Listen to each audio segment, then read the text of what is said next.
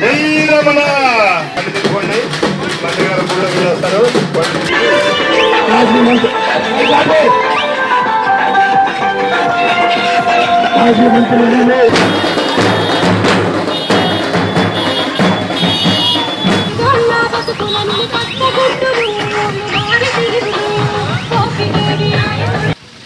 జగన్మోహన్ రెడ్డి గారు కొన్ని పథకాలను ప్రవేశపెట్టారు. రేపు మీ అధికారంలోకి వచ్చిన తర్వాత అమలు జరుపుతానని.